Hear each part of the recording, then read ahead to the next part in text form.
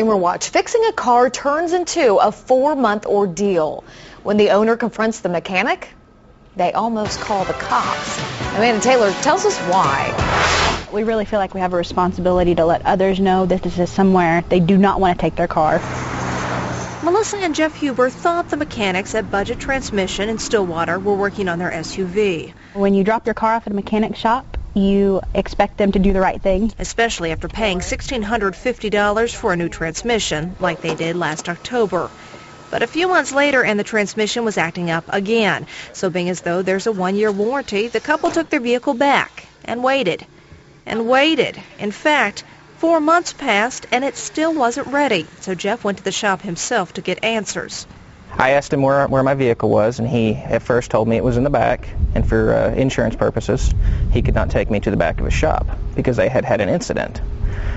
Upon further inquiry, he told me that all the vehicles in the shop had been broke into. Jeff says he wasn't leaving until they brought his vehicle around for him to see, and that's when the mechanic told him his SUV was not there. I was getting very upset. I was ready to call the cops. The mechanic made a few phone calls, and then about a half an hour later, up drives the SUV. Some lady with black hair pulls up in it that does not work for the shop. I've never seen her before.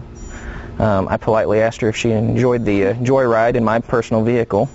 I took my keys from her, and I left the shop. And then there were other signs that someone had been joyriding in their vehicle. That's what's left of it's in here. Dried up French fries were left in the cup holder. And so were ashes and the smell of cigarettes, and the Hubers don't smoke. There was also mud inside and 50 more miles on the SUV's odometer. And the Hubers aren't the only ones now questioning Budget Transmission. Don't go there.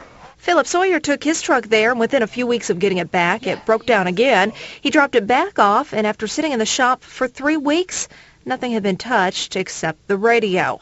Someone ripped it out, and instead of an explanation, he says the mechanics accused him of stealing it.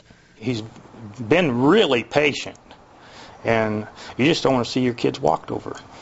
The owner of Budget Transmission is Anthony Strawn. Now, he says Philip's work wasn't under warranty, but he was going to try to fit him in between jobs anyway. But now Philip just wants his money back. He's filed a lawsuit, and so have others. And there's been plenty of complaints with the Better Business Bureau giving Budget Transmission a failing grade.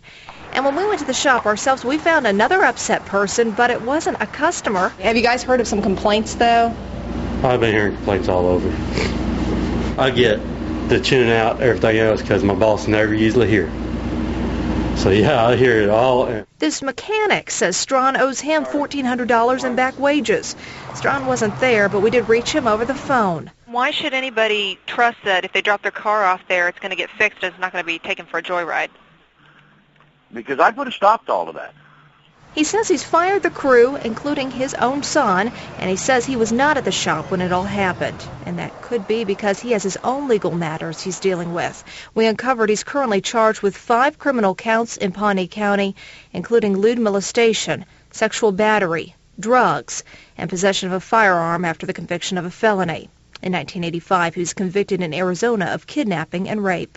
He's got a lot of bad stuff out there that nobody knows about, and he's being recommended. So people need to know this is not a route to take.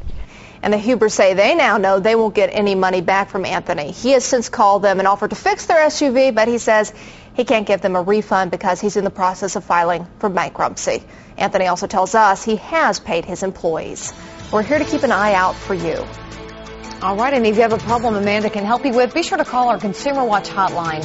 That number 841-9921. Strange.